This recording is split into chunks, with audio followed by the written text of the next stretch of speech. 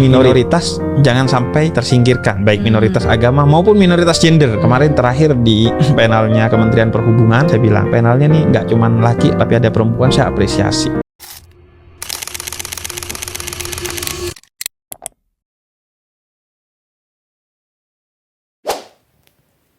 Halo, aku mau ngejelasin sedikit nih tentang apa sih minoritas itu.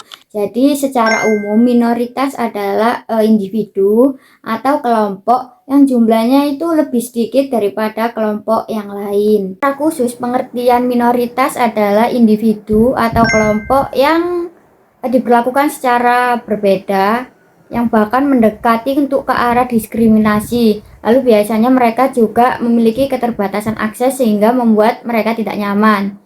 Jadi posisi mereka di masyarakat itu seakan-akan tidak ada di level atau di tingkat yang sama dengan kelompok yang jumlahnya lebih daripada mereka. Rasa tidak nyaman ini tuh bisa mempengaruhi bagaimana cara mereka berinteraksi dengan masyarakat, lalu pola komunikasi, terus bagaimana mereka membentuk hubungan dengan sekitar, terutama mungkin kalau dalam kasus narasumber kita yang mahasiswa rantau ini, bagaimana dia membentuk hubungan, berkomunikasi dengan teman-teman yang berada di kelas atau di lingkungan akademik yang sama. Nah, tapi untuk lebih jelasnya lagi, kita langsung saja wawancara dengan narasumber yang mana akan dilakukan oleh teman-teman saya yang ada di lapangan. Kami di sini dari kelompok 1, mata kuliah minoritas dan integritas nasional. Pada kesempatan kali ini kami akan melakukan wawancara mengenai pengalaman menjadi bagian dari kelompok minoritas, khususnya mahasiswa rantau di lingkungan baru. Nah, di sini saya sudah bersama salah satu narasumber yang menurut saya ceritanya tuh sangat menarik untuk dibagikan, terutama dalam konteks mata kuliah kita kali ini, yaitu minoritas. Yang di sini kami akan membahas mengenai gimana pengalamannya mengalami hal-hal yang tidak terduga gitu ya, sebagai mungkin minoritas atau berbeda suku dari orang-orang yang ada di sini. Mungkin boleh perkenalkan diri, Kak? Nama saya Muhammad Razak Sekali Ghazali.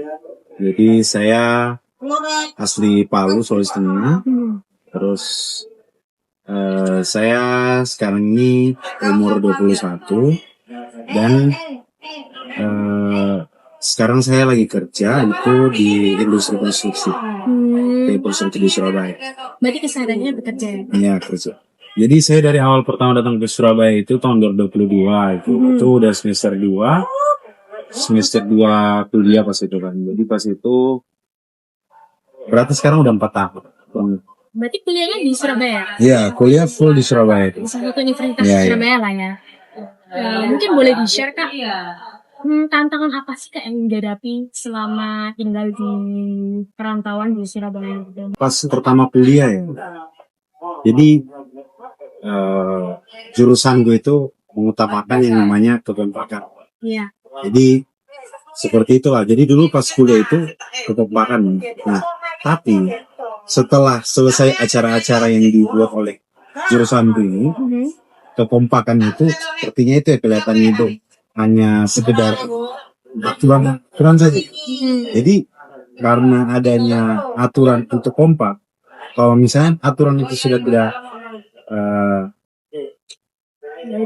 nggak diterapkan lagi, itu kayak misa-misa sendiri ya. Jadi misa-misanya itu, tapi dari yang saya sendiri lihat itu, yang mereka misa itu mereka semua yang Jawa itu temannya Jawa semua.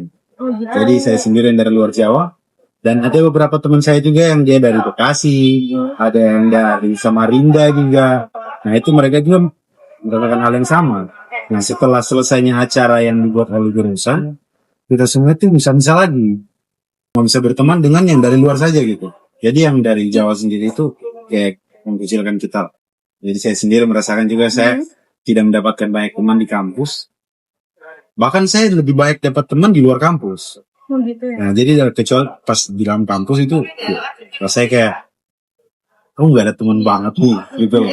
Jadi walaupun kadang mereka aku biasa kayak kalian kalau misalnya keluar ajak aku lah gitu loh, ajak aku iya tempat angkatan, ajak aku lah tuh aku biar bisa keluar juga gitu. Terus mereka bilang oh ya nggak apa-apa, tapi itu udah mereka keluar gak ngajak gitu. Oh gitu. Ya gitu, yang diskriminasi juga kan.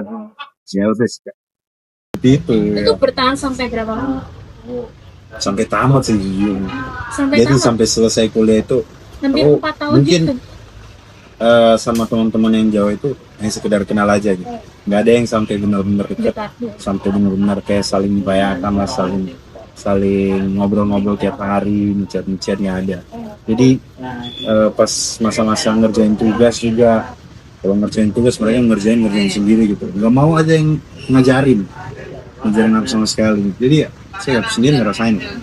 Mungkin pertanyaan selanjutnya Kak, bagaimana sih pengalaman Kakak berinteraksi dengan masyarakat di luar rasnya Kakak, maksudnya di luar budayanya Kakak? Sih sebenarnya saya cukup menerima sih, cukup menerima dengan apa yang suku, ras atau orang lain tawarkan. Maksudnya selama nggak aku pasti selalu menerima apa yang kayak budayanya lah, atau selalu menghargai lah. Jadi kalau misalnya aku sendiri dari sebagai minoritas itu selalu berusaha untuk ikut terlibat lah dengan budaya mayoritas, biar aku juga bisa dapat pengalaman sendiri atau apa gitu. Menurut sejauh ini pengalaman tuh ya baik-baik saja, kecuali diskriminasi itu. Jadi sangat terasa banget ya. Iya. Berarti diskriminasi jadi. Berarti tantangan Kakak sendiri ini apa ya? Kalau misal di kota rantauan itu tantangannya sendiri sebagai orang yang di luar Jawa nih kan, minoritas di sini kan Jawa. Mayoritas di sini Jawa. Kalau di Surabaya aja ya, kayaknya bahasa sih. Iya, karena yang menurutku itu yang menyatukan orang Jawa itu dengan bahasanya, saling memahami kan. Kalau misalnya kamu nggak bisa bahasa Jawa sama sekali, itu agak susah. Kalau menurutku, Sudah berini ya. kalau misalnya iya hanya melihat dalam jendela aku sendiri nih, susah banget bergaul kalau nggak bisa bahasa Jawa. Berarti tantangannya bahasa ya. Bahasa. Mungkin pertanyaan selanjutnya Kak, perubahan apa yang Kakak harapkan untuk masa depan yang lebih inklusif? Ini agak serius sih Kak. Aku kan orang timur ya, jadi mungkin budaya aku itu kasar, keras. Jadi dengan adanya stereotip seperti itu, kita sama-sama memperjelek suku kita masing-masing. Jadi dengan mereka berpikir aku seperti itu, berarti mereka dengan gampang menebak kalau aku tuh orangnya kasar, keras. Karena emang dulu budaya kalau di Palu sih, kalau di Palu itu orang bicaranya keras-keras, orang yang bicara keras-keras, jadi lembut lah. Nah, tapi kalau misalnya kita di daerahnya orang lain juga, kita juga selalu berusaha untuk be more respectful lah, be more respectful dengan orang-orang sekitar.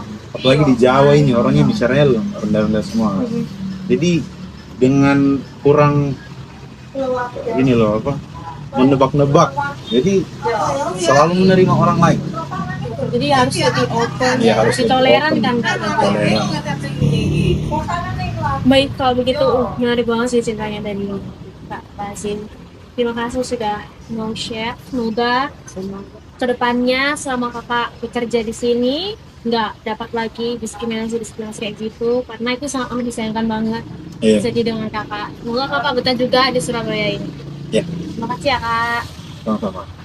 Di sini saya akan menyampaikan refleksi dari kelompok kami.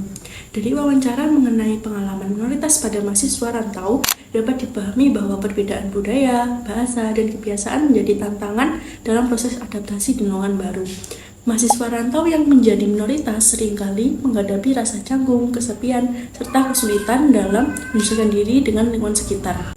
Namun demikian, pengalaman tersebut juga membentuk kemampuan adaptasi, kemandirian, serta sikap saling menghargai terhadap perbedaan. Oleh karena itu, penting bagi lingkungan kampus untuk menciptakan lingkungan yang inklusif agar mahasiswa rantau dapat merasa diterima, dihargai, dan juga nyaman. Sekian dari kelompok kami.